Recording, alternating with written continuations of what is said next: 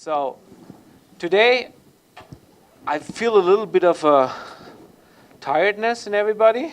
Believe me too. And I see everybody's red now. Nobody told me that it was Red Day, Red Ocean Day today. So, and you're already dressed for the Blue Ocean Day. So I have a little red in there, so that counts, right? Okay, so I was pretty happy yesterday. I hope you were too. I believe it was a starting point where you kind of like thought, where are we going? What are we doing here? Why are we doing all this stuff? And then maybe it eventually turned out to be, oh, it actually does make sense, and it actually comes together to a real plan and to a real idea. So this is what we did yesterday, and today we will do a little lecture, probably till a little after lunch, and then after lunch I'll give you the entire afternoon to work on your projects. I will be around, so I can help you or just give you some advice on doing things. So this is what's happening today, right? Basically, you focus on your project. Now, I tell you a little bit to the test too. So we will have, Abhishek and I are working a little bit on this. We will have about 30 questions. I can tell you they're pretty damn simple questions. And if you watched, some of these things I read about 50,000 times in this lecture. You should have it in your head. And so I think it's a drag and drop, and it's a multiple choice. So it's relatively simple, I hope. So it should actually focus on the key aspects. So if you have been here most of the time and you have actually listened a little bit in, you should have no problems doing this, okay? And then on tomorrow we will start with just kind of like a final wrap-up. I will give you maybe the 10 most important slides, not maybe, because it is the 10 most important slides I picked out that you should definitely keep in your mind. And then we will start basically doing the presentations. And I will go over this one more time with you in the afternoon, but I would expect that you do about 10, 12 minute most presentation. In German, you would say, in der Kürze liegt die Würze. So I translate that. In the shortness, there is the spice. You know, so it's not like dragging on forever, which communicates the message. It's actually getting done in a short manner and focusing on the points. But also, what's important is the presentation itself, right? You need to be excited about it, and it needs to be across. That's at least what I see all the time with my students. They have a really cool topic, they have a really cool result, and then they stand like this, and oh, I have to report about this, and no excitement, you know? They may be innerly excited, but you don't feel it. Now, if you have a project and you want to convince people that is a cool idea, you need to show a little enthusiasm. And you need to actually show, please don't act. It needs to be somewhat sincere, yeah? But show that you really believe it's the coolest thing that was ever presented by anybody, okay? So, what are we doing? First things normally? Dong. So, huh? I want team name so that I can set up polls. Maybe my team name, if they can come up so that I can set up polls for tomorrow. Yeah. So, what do you mean by team names? Like a 3D printed, 3D artificial limb? Anything, whatever they Yeah. So I would actually call your project has a name, right? So why don't you just communicate this project name to Abhishek, and then we have something. And what we will do probably is, I'm not sure if we will do that, but I'm just coming up with that. We maybe just by accident draw team, present first, okay?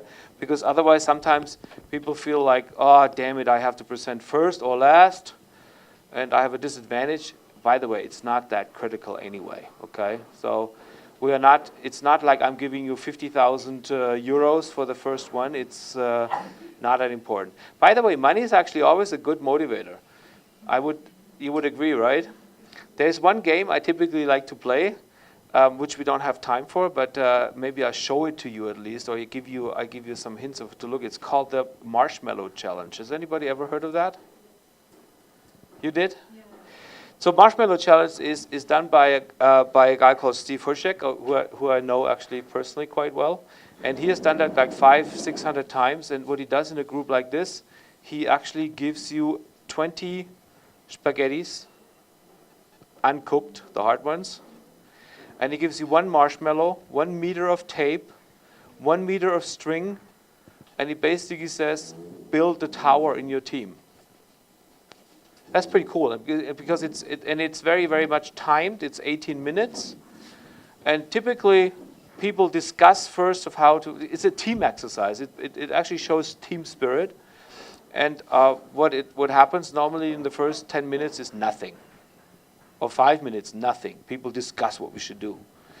And then eventually you get started, and then I say it's 2 minutes left, and everybody gets like really worried, right? Get something done. Now the whole game gets a completely different angle if I tell them whoever wins gets 100 euros. What do you think happens then? Then everybody is even double or triple excited to finish something up. And it's not, what we normally say is, who is the highest tower? You know what happens in general when you do this kind of game? Nobody will have any tower at all. Because they will try something, and when you put the spaghettis up, what happens to them? They fall back down. So the tower doesn't stand. So if you would have made a tower only that high, you would have won. And what's also very interesting, you looked at, I give you the link, or maybe I have the link here. You should look at he has a TED Talk on this one. It's really cool. He has actually tried different types of people. So he has tried college engineering grads, like here. And that turned to be out pretty good in average. He has tried CEOs, the big shots of the companies. What do you think, better or worse? Significantly worse. Because they all think they're the big bosses, they all know how to do things, and they don't really know anything. You know who's really, really good? Kindergarten kids. Because kindergarten kids do something that we have actually tried to teach in this class. Try, build, learn. Build another one. So what they do is they don't discuss for 10 minutes. They just start building something. And then if don't work, build another one. And within 18 minutes, they get 3 towers built. While the other ones, the engineers, are not even done conceptualizing what they should do. Very interesting game. And then I met him in San Diego last year, and I said, well, because I play this game all the time too, and I said, so what's new? Because everybody has, people know this in the meantime, this marshmallow one, and it still turns out to be an exciting game. I said, what is the new thing you would recommend? And he says, in quietness, nobody can talk. So think about this. This is pretty cool. You know, when you sit there and you actually try to build a tower with spaghettis in a team and nobody's allowed to talk. So this is really interesting. So anyway, I give you the link on this one. Or you just Google, maybe you want to do this right now, just Google quickly Marshmallow Challenge. You'll get tons of results, and go for the one from Steve. Okay, so anyway, now we have waited long enough, so we have 2 more people coming. The poor team here is filling up. So we're happy now that we have 6 people now. No, 5, and then the top one is also filling up a little bit. Very good. So we have the middle team is a little lacking here, right? This is it's open space here. There's not too many people there. This seems to be complete. This seems to be somewhat complete here as well. Is one missing or complete? Plus point again. Okay, so please do what we did the last days as well. Just kind of like summarize the points. And I'll give you about 5 minutes to do this.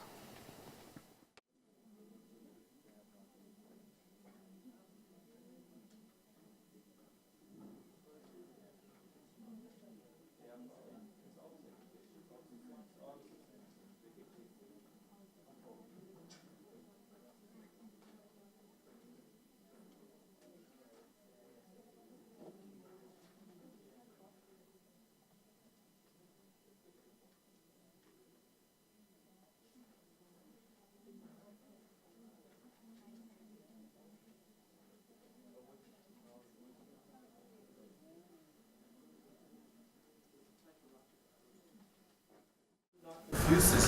Those are 2 different things. So necessarily, I want you guys to package it together later on as a summary file, because I want to learn from you what you learned, because that helps me adjust my teaching as well. So please consider it as an empathetic thing to do for me. And so please don't necessarily copy what I do as a review. But what I believe was important from last day's lecture was that we talked a little bit about IP, intellectual property. Intellectual property was consisting out of patents, as an example. People who do software, the software code is an IP, a brand, all kinds of other things. They all belong to a project, to an innovation device, to an innovation process, innovation project. And you should be sure that you actually are thinking about this before you publish. Researchers like to publish, right? Once publish is done. Commercial aspects of the whole thing. Yeah. Oh, Mike as researcher, he couldn't go either. So this is triangle. So now better. Okay. So did anybody understand me though? Normally my voice is loud enough for that. Okay. So what's very important is that you never forget the invention times commercialization is the only way to actually create innovation. So whenever you have done here is an inventive idea, you ideate, right? What we did first is we empathized a little bit. We couldn't empathize completely because we're not talking to the doctors in person, but so we assumed a certain empathy. That's why we did these pain gains. And we try to set up an empathy map, at least in our mind. Once we have done that, we actually try to define the problem areas that they have, then ideated on the problem areas, came up with an idea. That's where we are basically. We have simply an idea. And this idea then needs to be put into a prototype and then implemented. So before you go further, you should think about, is there any commercial pathways in the future? You should think on, maybe at least after you do the prototype, is it actually worth continuing the work before you implement it?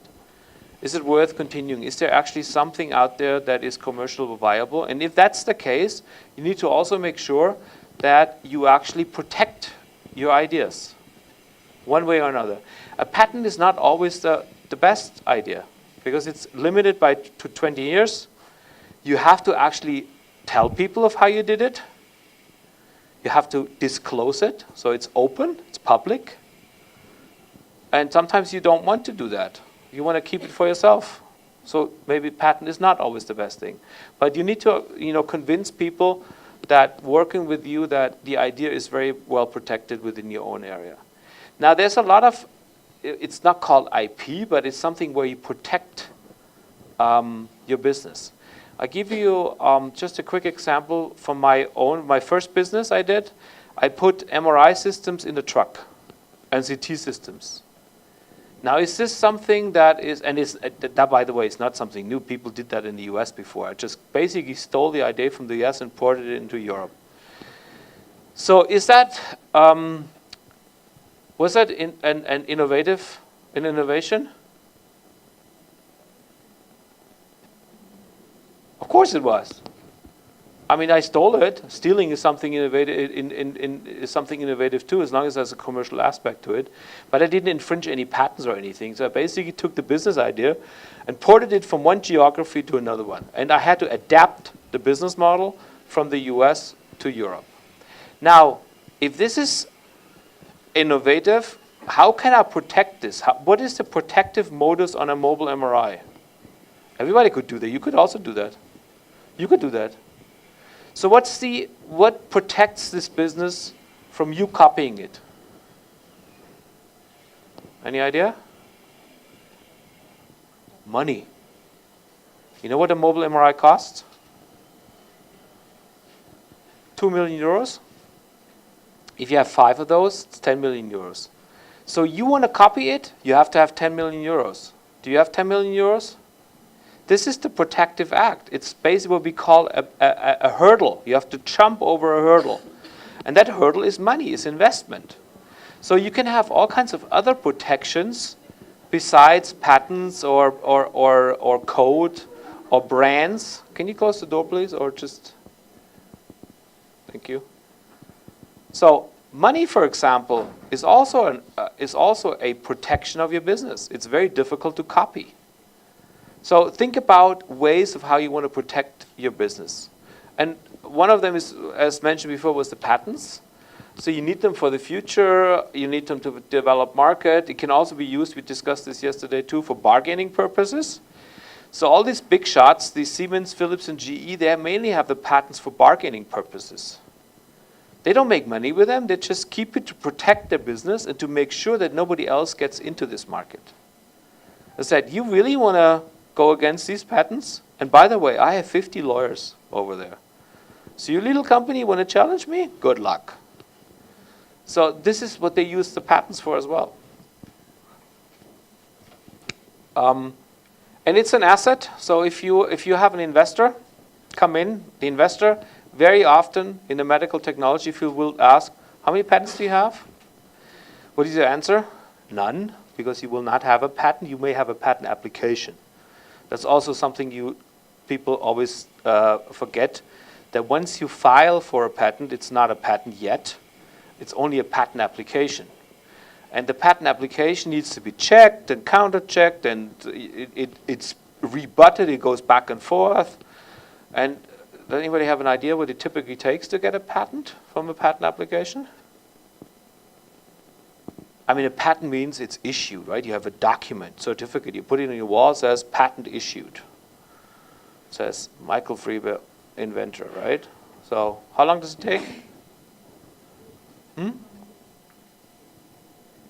You have to speak a little louder, because 1 year. Okay.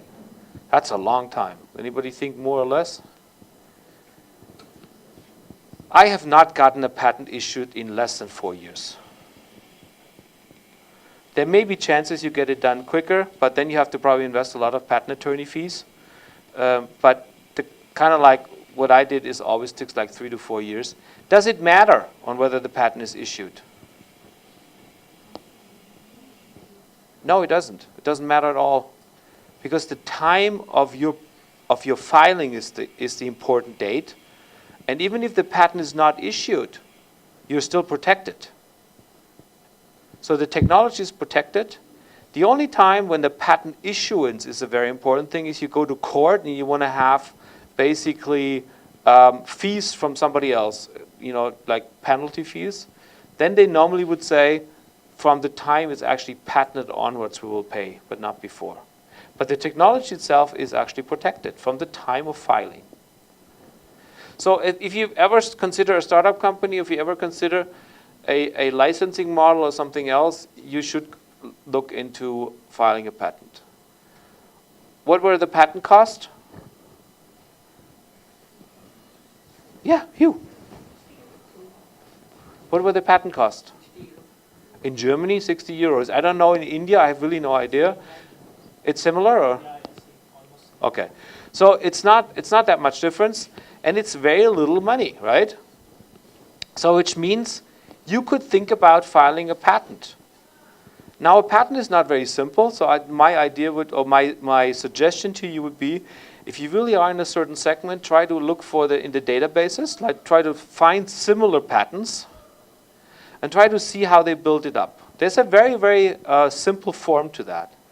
Normally what you do is you actually explain the status quo. You say, it's really bad, the people have bone problems and they have to go to surgery. You basically explain what's going on. Then you explain what kind of technologies are out there.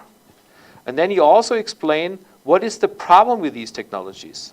They're not really good here, they can't do that very well, it's really a problem to use it here, it's too expensive. And what is the next step? You say, and I have a solution for this. And then you basically describe your solution. You put a drawing out there. Drawings are very important. And the description, believe it or not, is also very important.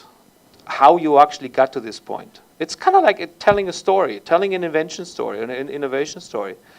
And then you try to formulate claims. And you just said, my device can do following. This is my first claim.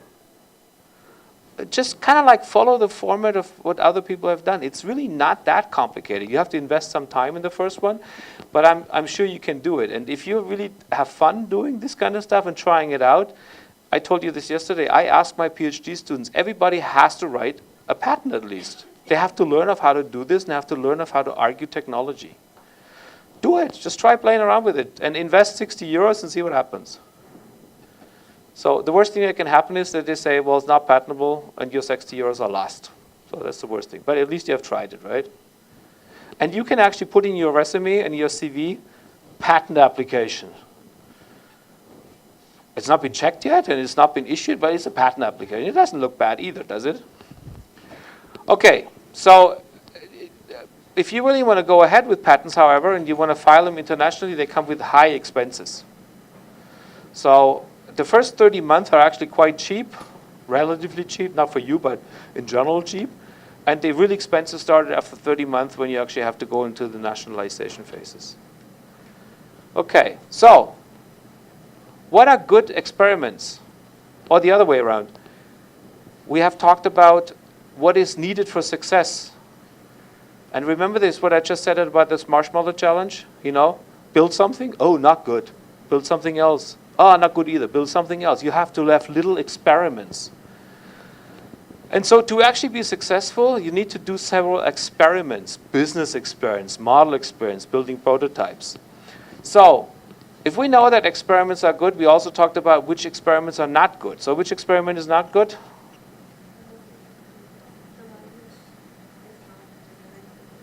One that is not relevant to my, so I have a research question, right? Or I have a business question. And I do an experiment that will not answer that question.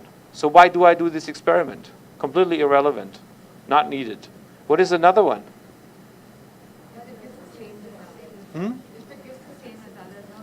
If I already know the results already, and I want to do an experiment that kind of like has as an answer to prove the same point, why do it? And what is a good experiment? Everything else. Oh, sorry, it was too fast. So, bad experiment, good experiment. So think about this not only from the terms of when you do your thesis or research work, think about it from a perspective of checking your questions. Well, we empathized, we basically defined, we ideated, we built a prototype. Now we want to know on whether our customer is actually our customer. We'll need to experiment on whether if I give it to you, you really want it. You don't want it, but maybe I give it to you, and you're a cardiologist, you're orthopedic. I did not think you wanted it, but you seem to be very excited about it. You need to experiment with your customers. You need to experiment with your value propositions. Yeah? So these are the valuable experiments that lead you to actually go back and revise your product and process and make it better. So we talked about these different types of eyes. They kind of like all sound the same, but they're this part of the process, and they're earlier or later. Which one is the earliest one? The ideate part. So first you need to ideate. And what is a good way to show people, no, what do you want to find out? What is your question with ideate? Does it actually make sense? Is anybody interested? Kind of like the basic question. And when you find this out, you actually do some invention, and then you have a prototype. That's what is actually, if the invention is prototype, what is it for ideate? It's called a promotype. So actually, I'm going to put up the chart right here. So with an idea, you actually do a promotype. You try to actually show people, here, this drawing up there. Does it make sense to you? Do you understand what I want to do? And the goal of this is that people can imagine what you're actually trying to propose. And then the outcome, the result is you want to see whether there actually is interest. Is there an opportunity for me there to continue? And how much did it cost? How much did it cost you to build this prototype? Nothing. Low investment. Answers a big question. Do you remember this chart? Uncertainty, time and money. So we need to actually make sure that we have a certainty in our product. And that's what this is supposed to do. The next thing would be, now you have actually built this, we build a prototype. Something tangible, something you can touch, feel, show. Or, remember from yesterday, you fake a prototype. Just make a fake app. And the fake app doesn't really do anything except for, like in this field, you can see what happens when you click from one to another. So the point is, you want to validate your idea. You want to see whether really there's not only one person interested, maybe 5 or 10 or 15. And you want to also get feedback on what they feel by using this device, giving feedback on the handling, giving feedback on the use of it. It's a little bit of a higher investment that you need to put in because you need to build something tangible. You need to have maybe a team to do that. So maybe that's the outcome of a master thesis or a PhD thesis. That's what you have. And when you have done that, then we will go to an innovation part. Innovation, for the 100th time, is invention times commercialization. So you need to actually have a product that transforms the way that things have been done before. It transforms your research into an actual product, and you will actually have a return on investment. We'll talk a little bit later on about financing as well, because it's something for you as well. You need to know where money comes from, right? Money doesn't grow in trees. We know that in the meantime. So we need to know where we get money for these innovative projects. So this is what we talked about. And we will actually limit, here in this class, obviously we'll limit ourselves to this idea part. And then we need to validate it later on once we find out it seems to work. Okay? Very important one, Mr. Watson, IBM Watson, do you remember? IBM Watson is this new AI program from IBM. Mr. Watson was the founder of IBM. So that's why they call it IBM Watson. Who's the €100 one? Are you ashamed over there, or who is it? Over there, somewhere there. Oh, the professor's in the back here. All right. So please think about, and that's what we do with this experimentation and this first process of ideation, is that we actually come up and find a solution, and then we very quickly, hopefully, find out whether the solution is feasible or not. And if it's not feasible, we'll try another one. So it's not necessarily that you work on your idea forever and ever and ever till you come up with an idea and then you check it. You actually do rapid innovation. Rapid, check, failure, throw it away, next one. So you need to start with a lot of ideas. If you focus your entire effort on one idea and you go forever and ever and ever, and then you find out 3 years later it was a bad idea, you have wasted 3 years. How many of you are electrical engineers? Nobody? Anybody knows about electronics? Everybody heard about a capacitor before?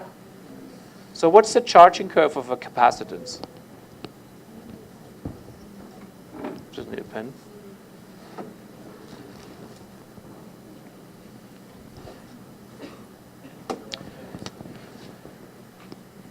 So the charging curve of a capacitance looks a little bit like this. This is time.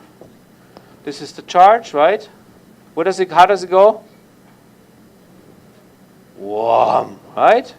Charge over time. There's a time constant in there. Does anybody know what the time constant is? 0.63. Let's not use 0.63 because it's a stupid time constant, but it's a good one for the capacitance. But let's use a time constant that you use in real world too. What does it take to go to 90%? It doesn't have to be scientifically accurate here. So let's just assume we have a time constant, and the time constant is tau, right? It would be epsilon. No, it would be tau as well, right, in the capacitance. So the time constant actually is to 90%. What does it take to get to 99%?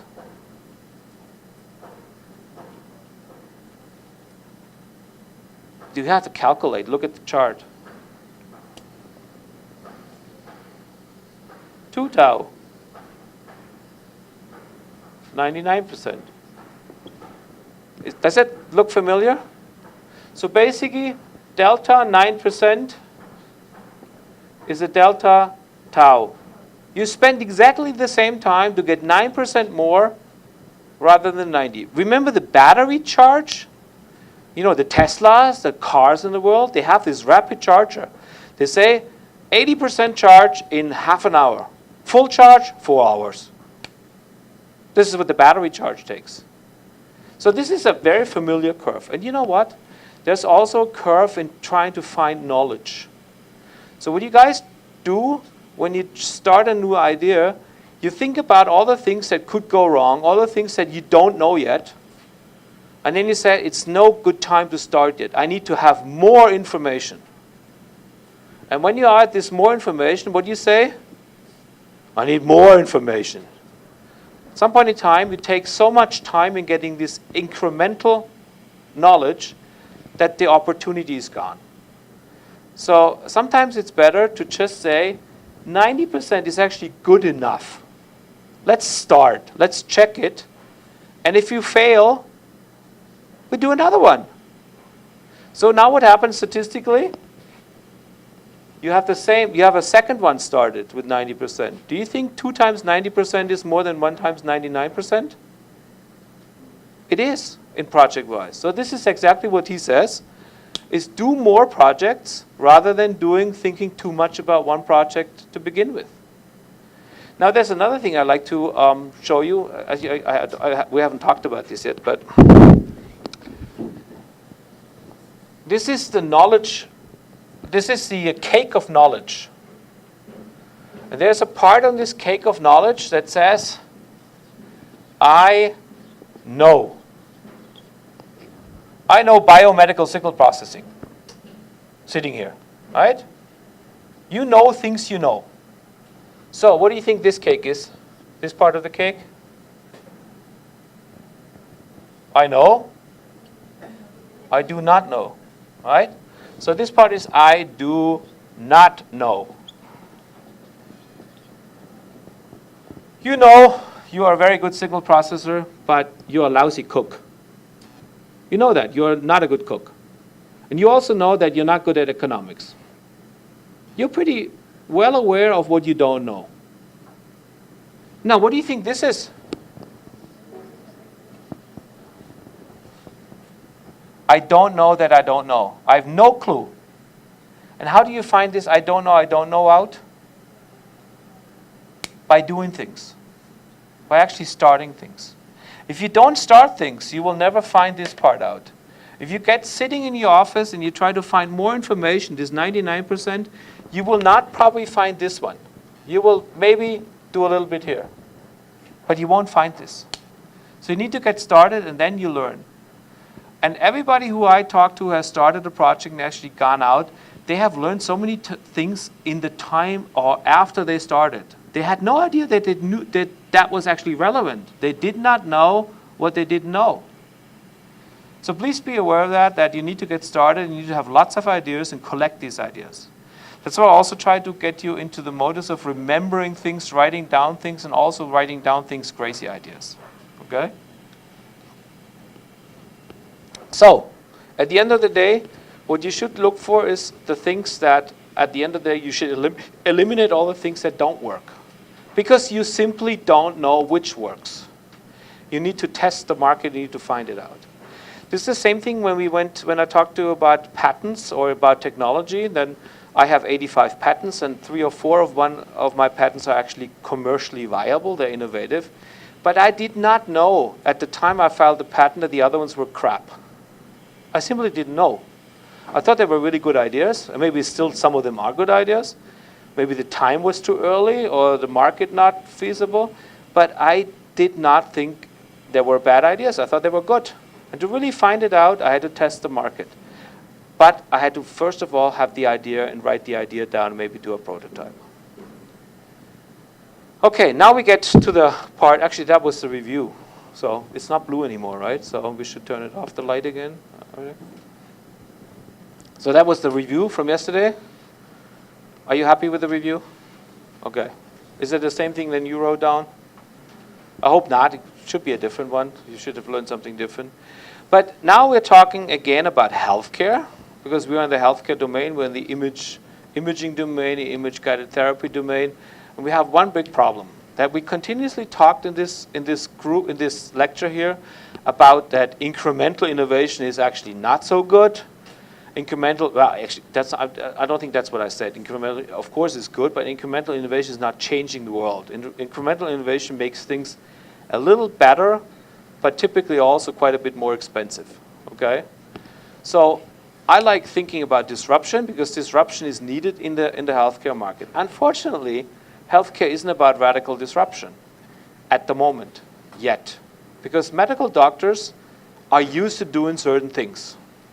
So if you give them a scissor where you don't do this anymore, they'll have a problem because they just like to have a scissor that does that. And it needs to do a cutting in the front. So it needs to cut and it needs to do something like this. If you change something around, it will be very difficult because they have used this for 10 years or 15. They are very non-adaptive in that respect. So in a way, healthcare needs to slowly, there needs to be a little bit of a slower evolution. That doesn't mean you don't want to do disruption, but maybe you package disruption differently.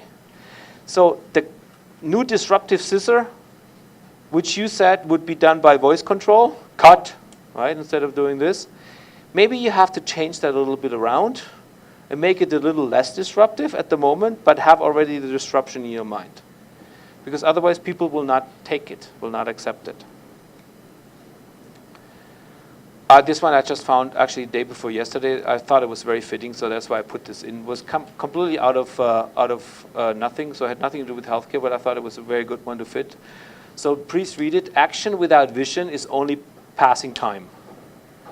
So if you do your, I don't want to be mean with you, but if you do a thesis and you have no idea why you're doing this for, because somebody gave it to you, write this algorithm, right? And you write this algorithm, then you don't have a vision, you don't know what's used for, you don't know what the purpose of it is. It's just passing time. Yes, you get a degree at the end of the time, but it's just simply almost wasted time. Vision without action is merely daydreaming. So if you have a vision, you think about how great the world could be, with all the things you could change in the world, but you never get moving. You sit on your seat and you don't get up and don't start, then it's actually just passing time, it's daydreaming. But vision with action can change the world. Nelson Mandela. Okay, we all know Nelson Mandela could have come from Mahatma Gandhi probably too. He would have probably said something similar, right? Okay, case study. So image-guided case study. So what I want to show you here is, can we see this? This is, I have to explain this. Anybody knows RF ablation? Radio frequency ablation? Treating tumors inside the body. There's all kinds of different methodologies for that. You can do cryoablation. Cryoablation is used, basically you stick a needle in there and you actually use liquid nitrogen to freeze the tissue. Cryoablation. Then there's something also called radio frequency ablation. You use basically a needle, and in layman's terms, to make it easy, you make that needle hot. And you burn the tissue. Problem with that is that you typically, when you want to have complicated volumes or complicated shapes, you can do with this radio frequency ablation only round shapes or peanut shapes, or oval shapes. That's about what you can do. And you have to be very careful, because when you want to address tissues that are close to very sensitive areas, you need to put the needle in and then pull the needle back, because then you may get too hot in the nerve, and we do in the back. So it's kind of like a complicated process, and it's a process that is not very accurate, because you cannot shape it very accurately. So the burning problem here is you need to do, because RF ablation is a very effective therapy technology, you need to be able to shape the tumor much better with your ablation zones. So what we have done there is we have actually created a multi-needle approach where you can use the different areas of this needle, this one here, and actually switch them together. You can switch this one with this one, this one with this one, this one with this one, whatever. It's kind of like a way to combine different heat fields from different needle pairs. And with that, you can actually shape tumors like you have seen down there. You can do an L, you can do an U. So you can now create shapes that match the tumor size. Burning problem, you need to only destroy as little as possible of the tumor. You want to destroy as much as necessary of the tumor. You want to be careful about getting too close to sensitive structures. And that's the way we do it. And we can control it with ultrasound very well, because you can actually see some of the ablation zones in the ultrasound. So that's what we built. And it's currently used at the National Institute of Health in Washington.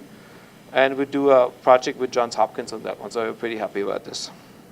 Okay, got the burning problem? Again, burning problem-orientated solution finding. So let me just go one more. Okay, because I wanted to know why I have this up there. So, my Dilbert stories, I like the Dilbert stories. So, I need a budget estimate for my project, but I don't have a scope or design of it yet. Okay, my estimate is blah, blah, blah. Last one, you don't know anything about my project. That makes two of us. So, to actually calculate money or financing, you need to be a little bit deeper in your project. You need to actually understand your project quite well. You need to understand the framework of it. So I wanted to use this as a starting point for talking a little bit before we have the coffee break, to talk a little bit about money, right? Is money needed? Unfortunately, it is sometimes. Fortunately, it is too, right? So you need to have money to get projects started. Otherwise, we'll have just this kind of like vision without action. The action part requires the money, because we need to get moving. Because if you have the option to doing this really great startup and this really cool idea, or working for Siemens, which one will you do? Working for Siemens or Philips or whatever. You will do that because it's a safer option. But if somebody says, well, I pay for it to do this, you may do it, right? So it is very difficult for you guys and for everybody to decide to do things without actually knowing whether we can do it or do some of it. So you need to have some thinking process invested in knowing where the money comes from. Where would the money come from in India? You would ask Professor Suma or Abhishek, right, for startup money. They have some bucks laying around. You have tons of money laying around here, right? But he has some money. Actually, he does have. I talked to Professor Sumas. Yeah, they have some money here. So if you have ever an innovation project and you want to continue working on it, they have a little bit funds, right? You are also investor. Yeah, but I invest much later.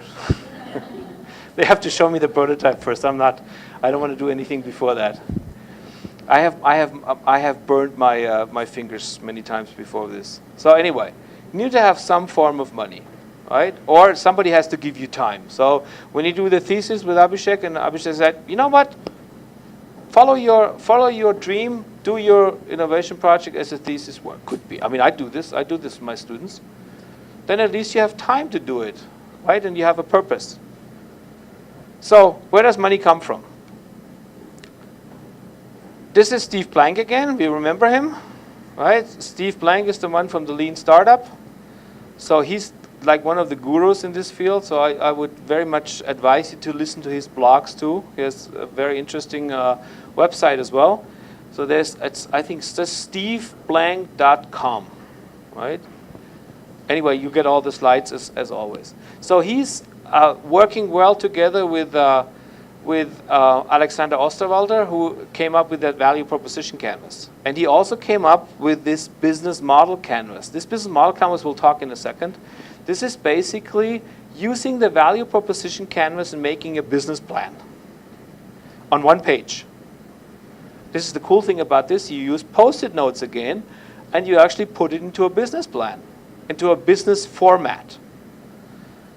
And we have a chapter on this later on, so remember that. So what he basically says, he came up with this investment readiness level. So when is an investor, now we're going to, I'm also an investor, when would an investor be interested in your idea? And there's different types of investor readiness levels, 9 altogether. And the first one, you completed the first pass canvas. So this is the canvas down there. You kind of like, I would almost say you are in this stage here.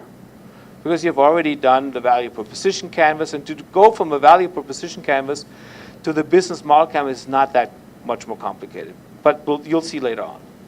Second one would be you actually have done a competitive analysis. Have you done a competitive analysis? No, you're not even investor readiness 2. So nobody would give you any money. I can tell you this already. So you need to actually drag your project more forward. 3 would be you have the solution validation. That's actually somewhat you have started having your problem and you have a little solution. Now you need to validate it. So you need to go out and check with 10 customers and kind of like get feedback from them. So that will be 3. Prototype, build, et cetera, et cetera. So these are the different types of investor readiness levels. And here actually looked at like 1,000 or 1,500 different companies or startups and try to find out when are people actually investing in their companies.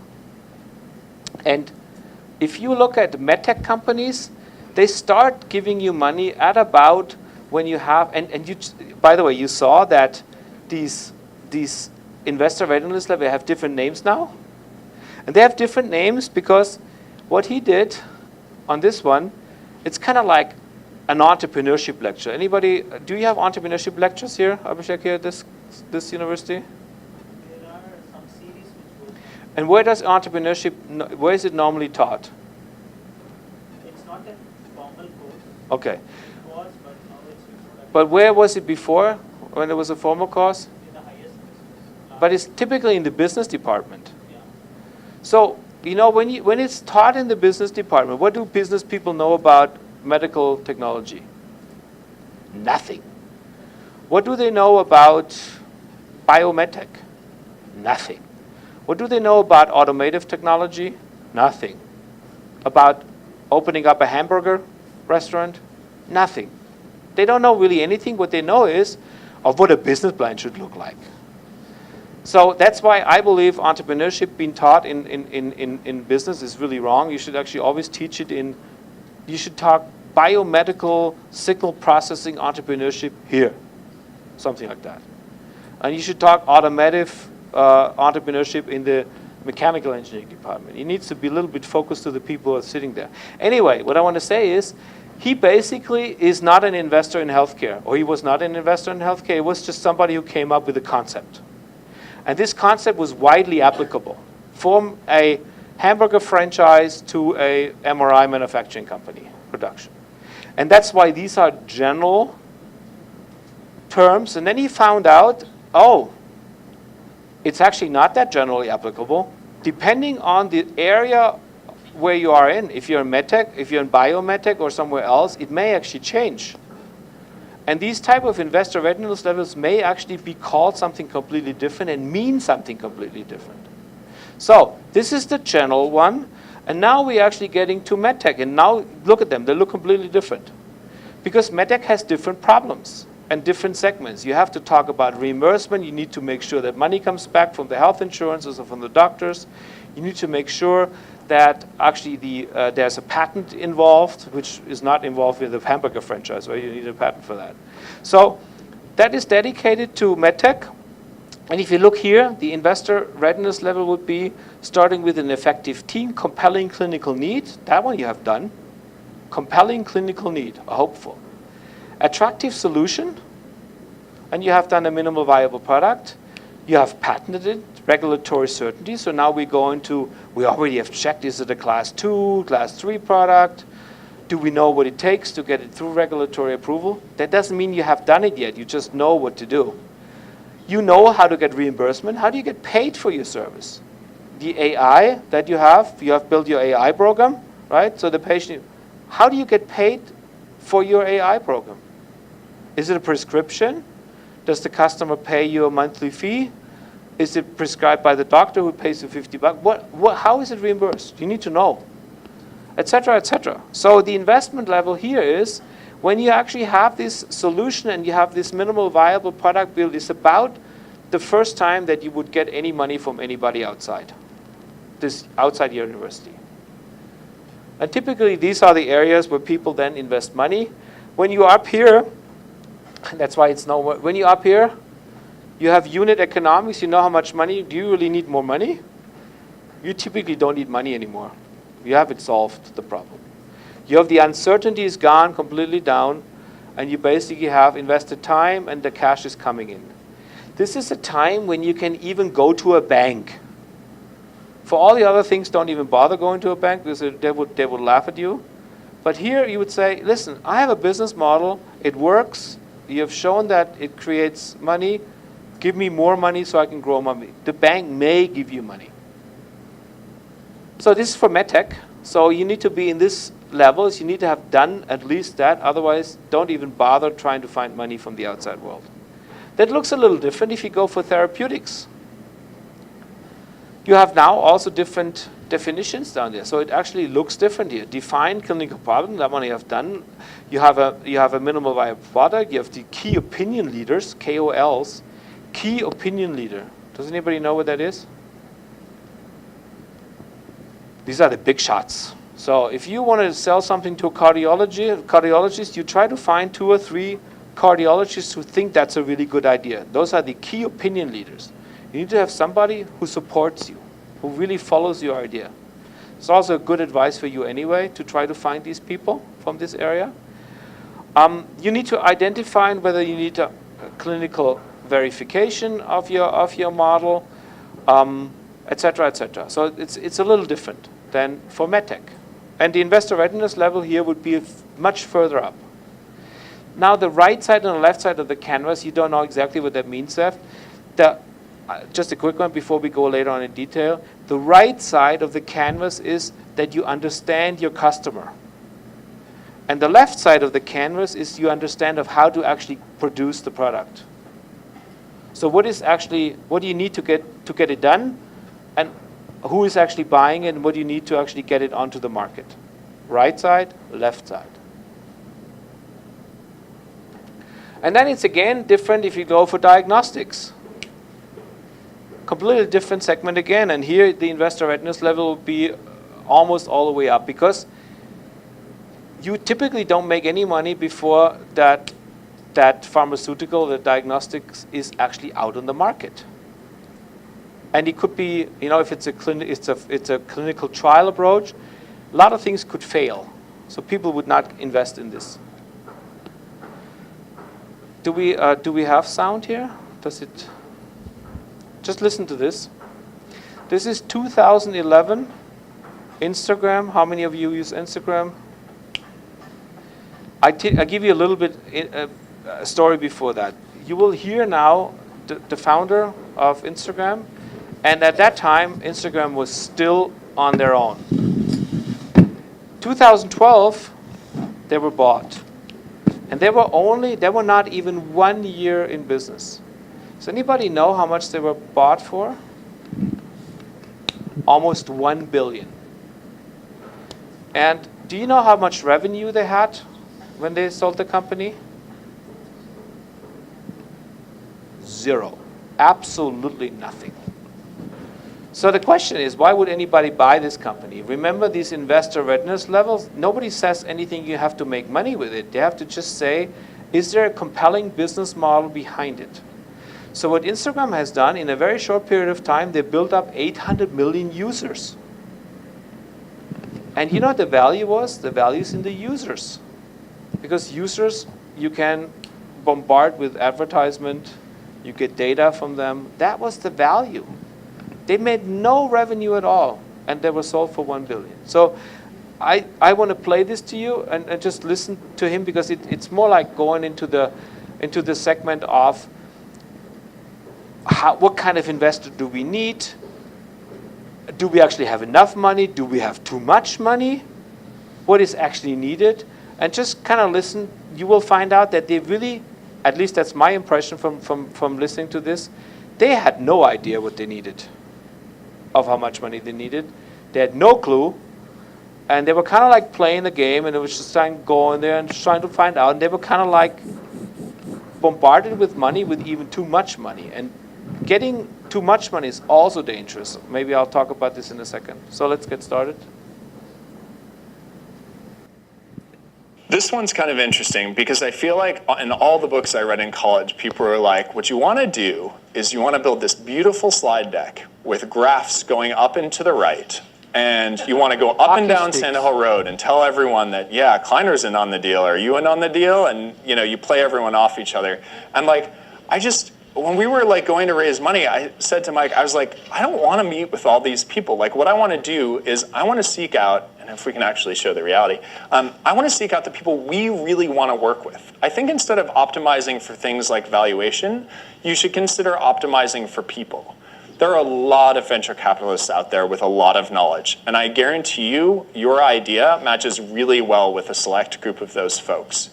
In a way, you have to think about bringing on venture capital as you're hiring part of your team. And who are the people you want to hire? And I think far too many people we talk to, even at an angel stage, are like, we need to optimize for like getting some ridiculous valuation right out of the door. And then they end up with some VC firm they don't have a lot in common with, and they don't get along, and like bad things happen. It's all about the people. And I think that's what you have to remember when you're going out to raise money. Find the people that believe in what you're doing, that are going to give you the capital to achieve your goals.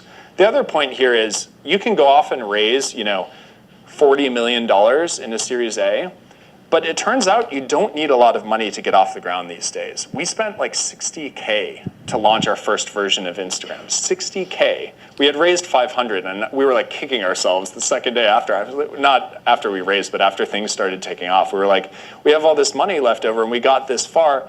Like, it turns out you can bootstrap yourself with Amazon Web Services. Like, you need like 2 engineers these days to do things well. And it turns out that you can get a lot done on a shoestring budget, especially with all these incubators and things that are happening these days. It's something to remember. So the main takeaway here is optimize for people. Don't optimize for valuation, because if you have a great idea, it's going to get a great valuation. You're going to do well. But those people are what make the difference. I just wanted to cut it right here. I think it doesn't go on for much longer. But anyway, you have seen this series from Stanford. You can actually get it on iTunes or YouTube. Just go in there and just check the entrepreneurship lectures. It's very interesting. It's very cool. Now, a couple of things you probably have never heard before. You don't know what we're talking about, but I'll get into this in one second. Does anybody know what valuation means? Well, what's your company worth? What's your project worth? Because now your project is worth, you say, no, you need 500,000, let's say, right? And I said, I'll give you the 500,000. How much do I get of your project? And you say, well, you get 50%. What is the valuation of the company? It's 1 million, right? So the valuation is 1 million before money. So that's important. If your valuation is high, you have to give less share away for the money. If your valuation is low, you have to give more money away. So what does an investor want? He wants to have low valuation. And what do you want? High valuation. Because you want to give as little away, and then the investor wants to get as much as possible. That's what they talk about here when you fight about valuations.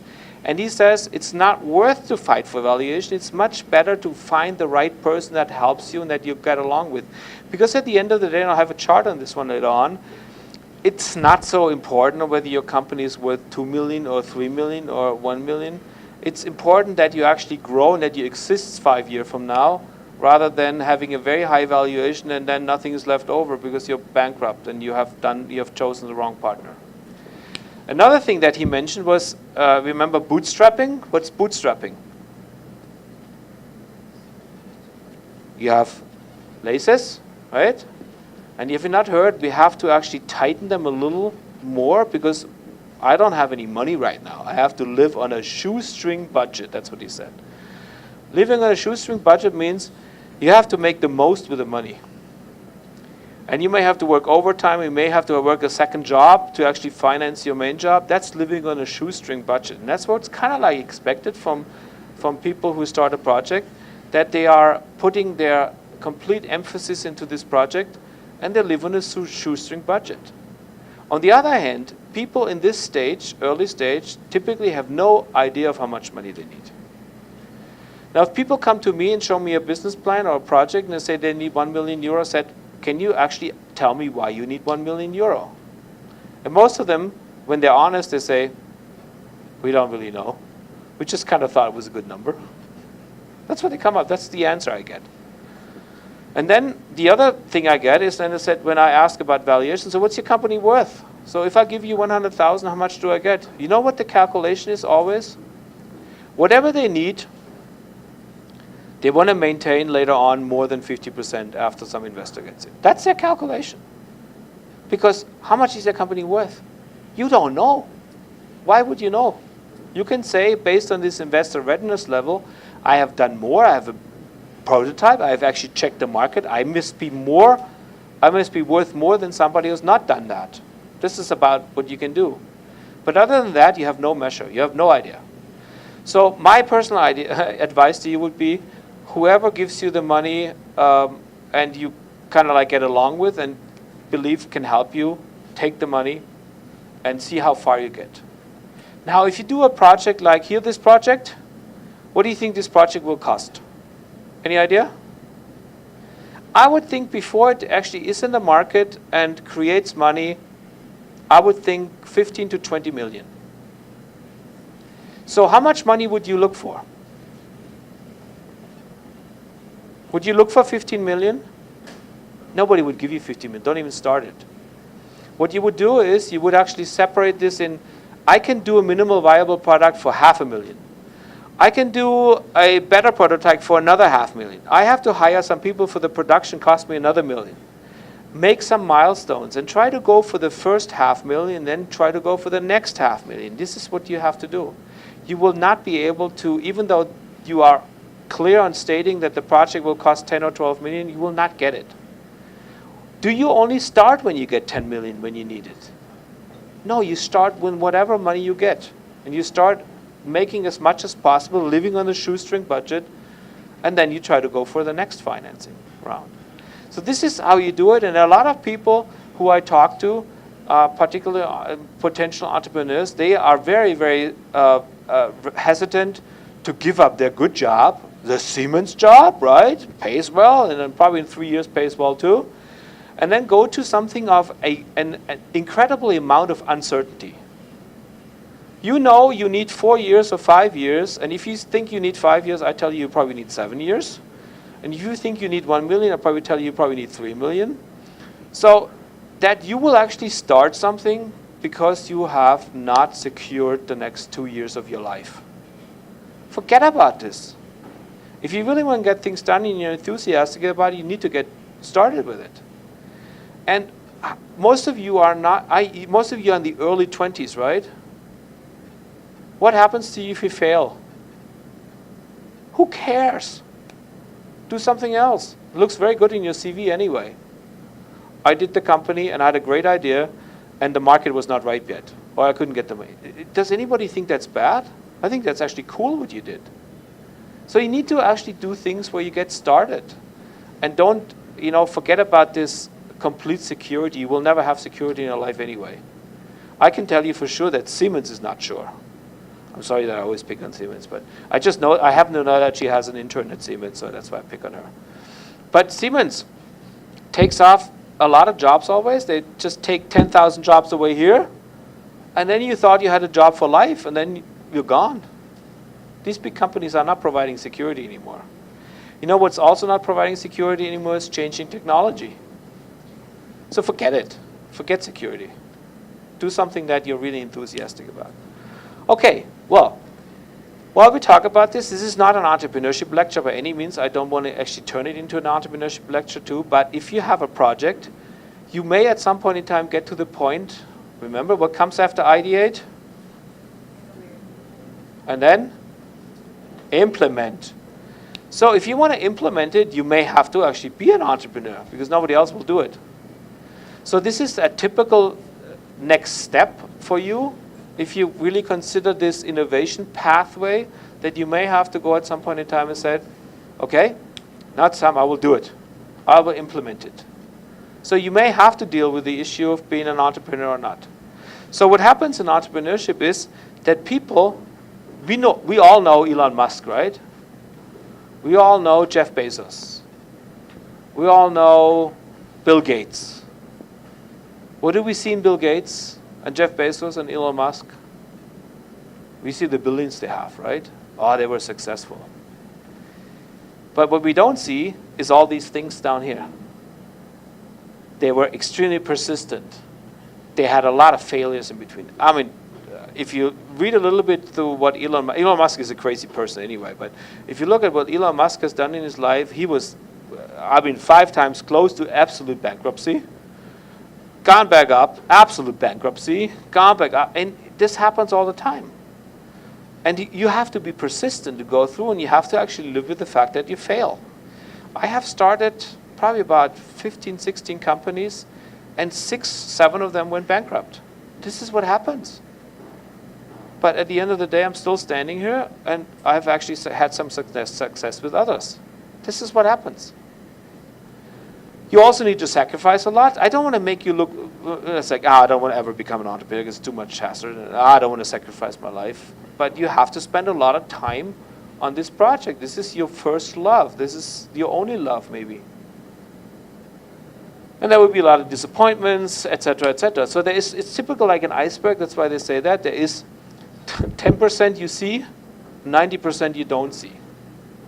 And you only see the success stories, but you may not see all the work that came with it. You don't think that Elon Musk just kind of like had this snip idea, and then he said, give me money. Then he took that money and invested it, and it grew big, and he just died, was more and more and more. I think Elon Musk has a 100-hour work week. And I think all the other guys had it too. Jeff Bezos started Amazon in a garage. And now he's the richest man in the world. Does he care about, did he really care about money when he was doing this? I think they all care about money. But that was not their primary motivation. Their primary motivation to get things done and to be successful. And then money comes automatically. People who think too much about money will not be successful. I can generalize that, but it's harder for them to be successful because they don't think about the goal.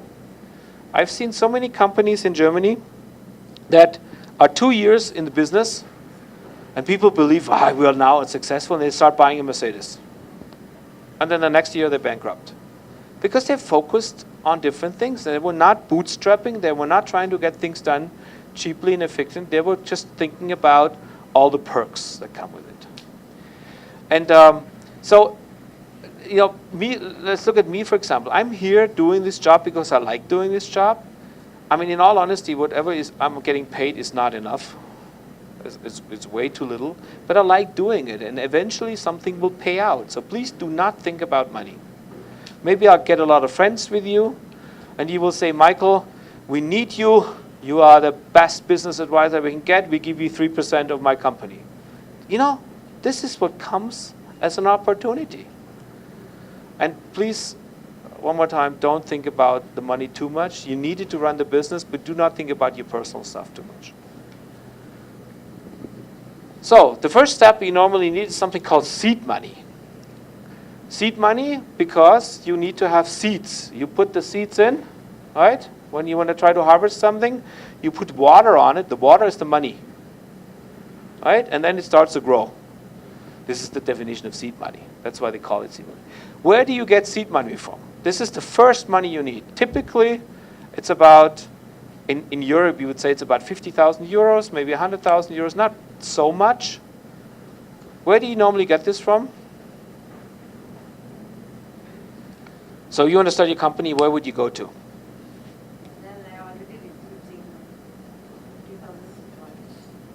Where would you go? Just answer my question. Where would you go? Where would you apply for funding? Really? Is that the simplest way to get money? Do you ever heard of FFF? Friends, Family, and Fools. So this is the first source of money typically, because it's the easiest way of money. So Donnie wants to start his brewing company. Where does he go to? To Daddy. Daddy says, here's 100,000, give me some share. Friends, family, and fools. Because what we do is, and I can tell you also, for my first company I started, my sister gave me the money. And my sister gave me the money, and it was very funny. She said, don't even tell me what you want to do. Because I waste so much money in my life, I might as well waste it on my brother. So she did not expect to get any money back, and she just gave me the money. She didn't expect anything. It was okay, right? And I actually gave it back to her 10 times, so she was very, very happy. But this is what happens. Friends, family, and foods are the easiest way to do it. Now, I'm not saying, I'm telling you this is the most difficult money to take. It's the easiest money, but it's difficult. Because who do you want to disappoint? Your family. You don't want to screw your family, right? I mean, screwing some fool, who cares? But a family, so it's very difficult to take that money, and it's something to think about, but it's the easiest way to get it done. Funding, I don't know what happens in India, I don't really know, but typically then people like me would come in, like what they call business angels. Business angels are people that have some money, not very much, they invest maybe like 20, 30, 40, 50,000 euros. They usually invest very early, and they have, that's why they call them angels, they have two wings. They have the wing of giving you some money, and they have another wing which is called knowledge. Because one of the things you need in a startup company is know-how and knowledge. Knowledge about where the market is, knowledge how to do it, how to implement it. You need to have advisors. You need to have advisors that maybe are very intensively connected to your company. I believe business angels are the best source of getting money. I know that there's also business angels here that invest little monies, and they get, because they invest early on, a lot of your company. But so what? Okay, I think we've cut this one. This is just for the stages, and there's some expressions there. It's a complicated line. This one over here starts basically, you start off with 0, right? And then you waste money, you waste money, you waste money. First revenue comes in, and then the next revenue. You know what this is called? It's called the hockey stick curve. You know hockey stick, right? Or the golf club? There's a little up there. It goes down first, and it comes back up. And hockey stick goes always steep up. So when you look at business plans, you always see first year we lose money, second year we lose money, third year we break even, fourth year we make so much money, and fifth year, we're all the way up there. We make so much money you can't even believe. This is typical for a business plan. It's called the hockey stick. So what happens in the first time is you would actually go either use your own money or your family's money. And then you come with a business angel, and then VC comes in, venture capital, PE is private equity. You don't even have to know this. Because you're not at that stage anyway. When you're at that stage, you will find out more. For you, it should be important, you actually can get public funding, business angels, or family, or your own money. So if you're rich, use your own money. Should you use your own money? I don't think so. I think you should some of your own money, but don't use all of your own money. But if you, for example, if I would know you have about 500,000 in the bank, right? And I, as an investor, come in and said, how much of your money are you investing? Then you say nothing. I would not invest. Because if you don't believe a little bit in yours, and you would not take a little risk, I would not put my own money in it. So if you don't, I wouldn't expect you to put 500,000 in there, but I would say it should hurt. So maybe 150 or 200,000. If you don't willing to put this in, then I don't put it in either. Because you basically rely on my money for your success, and it should hurt when it fails. So you lose 200,000 as well. So always think about, you need to maybe put in whatever you have or some of things you have in your initial company. And this is something which is really important. This is the availability of money. We talked about this actually in some depth already. So owner's capital, if you have money, of course that's immediately available because you have it yourself. Or you go to when you have a house, you put a loan on the house or whatever. You sell your car. This is something you can control yourself. Highly available. Second thing is available that you actually go out and get business angels in or sell you some of your shares. And then it goes always less and less available. And banks are not available at all. So don't even bother going to a bank. You will not get anything. The bank will say, thank you very much. You want money from me? How many houses do you have?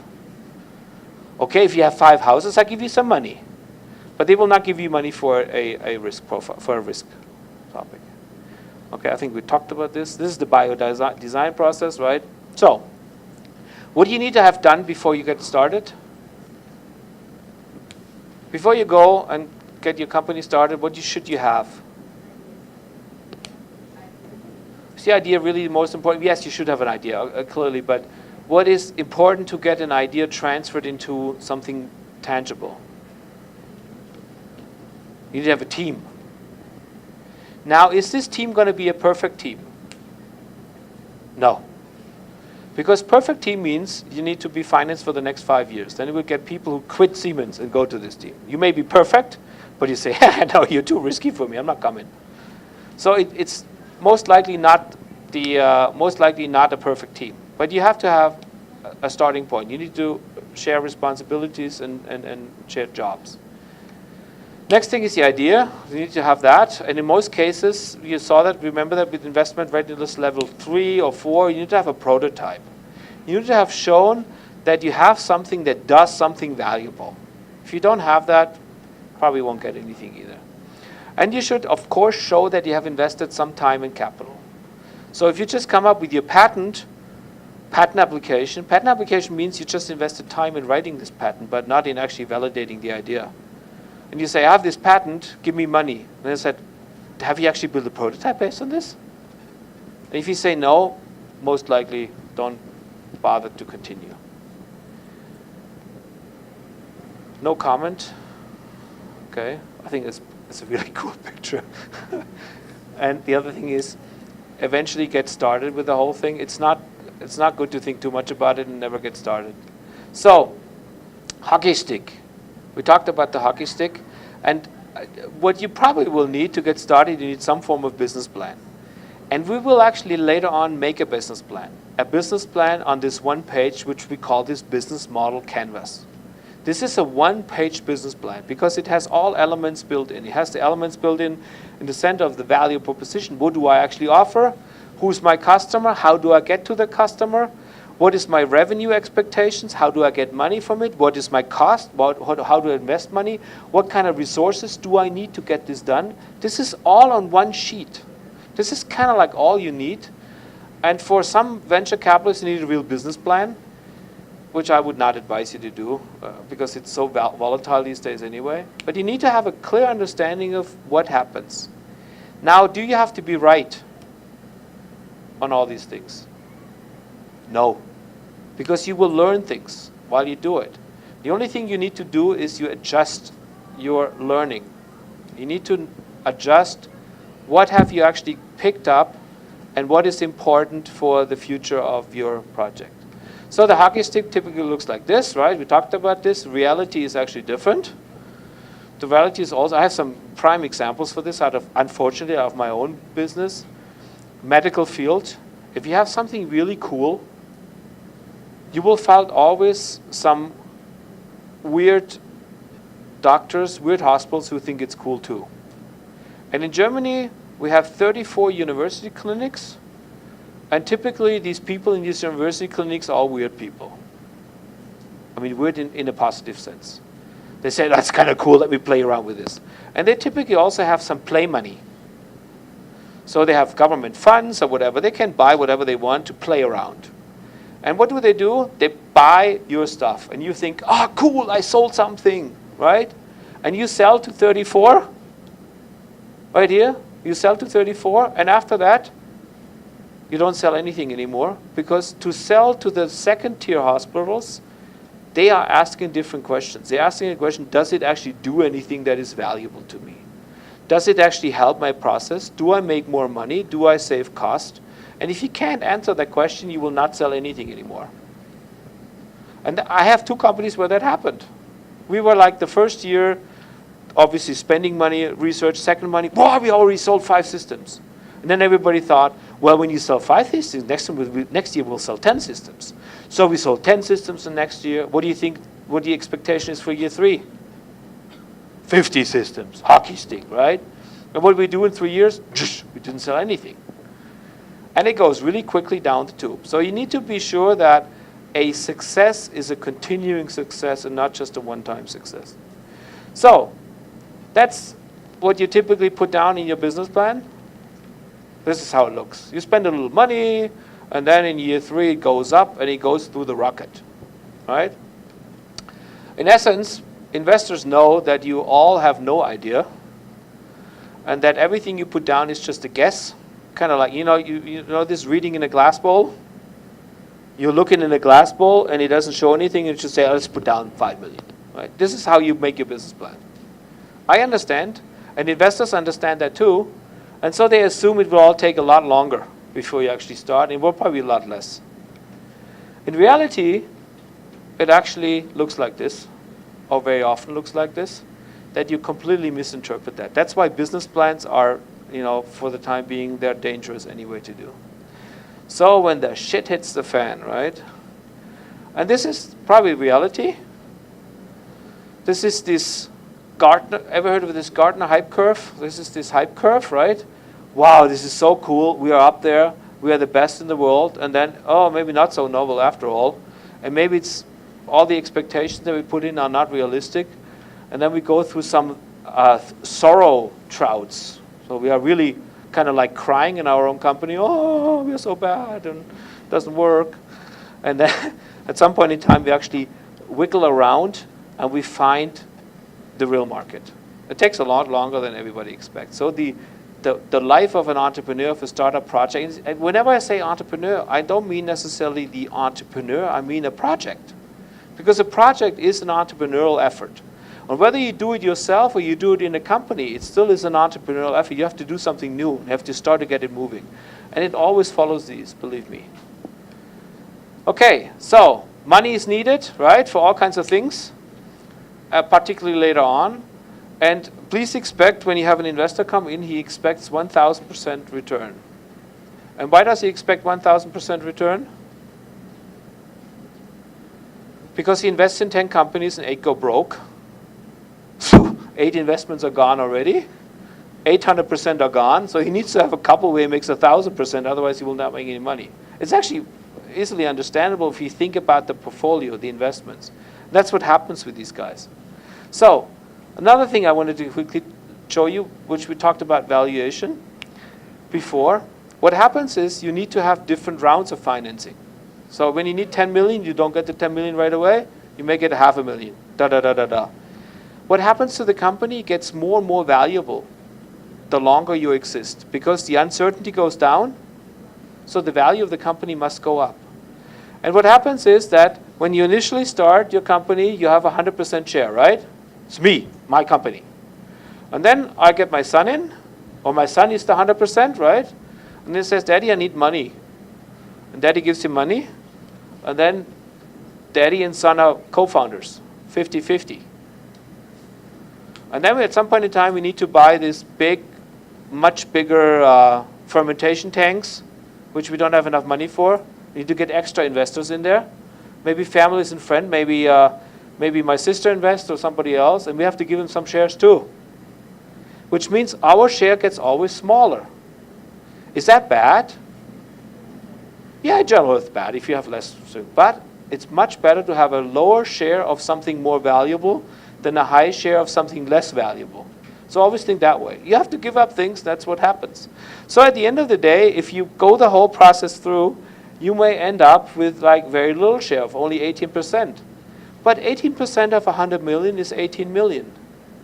100% of €1 is still only €1. So that's what happens in that process, and please be aware of that, and please be accepting that. But of course, if you have a stupid idea, you will never get any money, right? But typically, investors invest in teams and not so much in ideas. And when you go through these rounds of investments, or you go to your venture capital or your bank or your whatever, your families, this is the kind of answers you will get. Are these representative answers? Can you learn something from them? Yeah, if you hear 5 times the same answer, you may be able to learn something. But in general, I can tell you that also from experience, investors will give you whatever answer they can give you to get rid of you. Because they get hundreds of proposals and they don't want to read all those proposals. And then when you call them 2 weeks later, they say, very exciting, but the financial crisis, and it's not you, yours is very good. They have not even read your document. So sometimes you don't learn anything, but what is the lesson or the lecture you learn from these answers? Continue. You cannot ask just one person and expect to get an answer, a positive one. You have to probably go to 50. And then something like that happens, right? And you have venture, and they don't understand what you're talking about. That's why it's important to do something like we do, where you create visual highlights and you create these elevator pitches, because people simply don't understand what you're doing. Okay, then there's general issues. I'll go through this quick because then we have the coffee. Just maybe I need another 2 or 3 minutes for that. So we have the company finance now. So you're all working fine. You're all growing. You're 3 years already in operation. And now what happens? You're growing. And growing is really bad because you're an expert in running a small team. And now you have hired 25 people. It's not a small team anymore. So you have issues with people. You need to manage these people. You need to have a second layer of management built in. That's when things start actually go wrong most of the time. So you can't do the transition from a small to a medium to a large size company. That happens all the time. And I can also tell you, for me, I have done this step several times, and I was not good at running a large company. I was not really good probably running a medium-sized company, but I was really good at running a small company. So every time I did it, I actually kind of like when this jump had, I sold the company because I was not the right person for this. Okay, again, you have to put these management layers in. So staff. That's actually what happens typically as a problem area. You hire the wrong staff, or you need to hire the right staff. And hiring the right staff is success to growth or failure to growth. You will not be able to get production in line. Do you remember Tesla again, Mr. Musk? Does anybody know the problem with Teslas? They can't produce the devices, and they can produce the cars cheap enough. So they lose money with every car they sell at the moment. Or you have this product in line and you can't really put the sales on it. You cannot get enough sales to actually run your production environment. Maybe moving from Europe into India is a problem because Indians think differently, and the market in India is completely different than in Europe. The Americans make a lot of things wrong in this respect because they think, and if you talk to Americans, it's always the same thing. They say, it works in America, it must work here. Well, not the case. And what do they do when they go to Europe? They are the big American company now. They're very successful in the US, right? Now we go to the old economy, go to Europe. Where do they go, typically? Where would you go if you were an American? You would go to Europe. They go to England because they speak the same language. The English market is so completely different than the US market, they typically fail right away. They speak the same language, but they have not understand the culture of the country yet. Now that we have Brexit coming on, completely different issue. They should have gone, this is my opinion as a German, they should have come to Germany because the Germans think a little bit more like the Americans and the culture is a little bit more the same. But they have done an error of not checking cultures and not checking revenues, and they fail just by exploring new geographies. Failure happens. If you fail, it's actually something normal, so don't worry about it. The only thing you should worry about is that you don't do an uncontrolled failure. So if you know something will really go down, rather than extending the lifespan, and rather than wasting more money, pull the plug and just close it down. And what else you should do is communicate. Then you will have no problems with people if you communicate. But if you're the investor, you ask me right now, so how is it going? And I say, it's doing fine. And I know it's not doing fine. And then half a year later, how is it doing? Oh, it's really doing bad. Oh, what happened in the last half year? I already knew it. I basically lied to my investors. I basically try to pretend and make the thing rough. That's the worst thing you can do. So please be honest and communicate, okay? All right, these are the 10 avoidable mistakes, and then we're done. So 10 of them, but I just highlight the ones. Define success as funding. So whenever you think that your company is successful just because you got some money, you're wrong. Because that's when it starts, not when it's finished. Second thing is, highlight is, when they spend money on unimportant things and run out of cash. Buying Mercedes is too early because you don't need them. Or they start building a product without validating. That's what we are hopefully not ever doing again, right? After this class.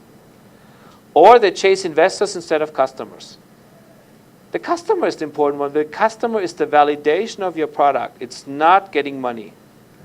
And last, please avoid all of these, because you cannot succeed, without first surviving, right? You need to have food first, otherwise you can't survive. You need to be able to survive and extend the lifespan of your product development, otherwise you will never be successful. Okay? Please read this one too. You've heard that one as well. And that's a coffee break now. Okay?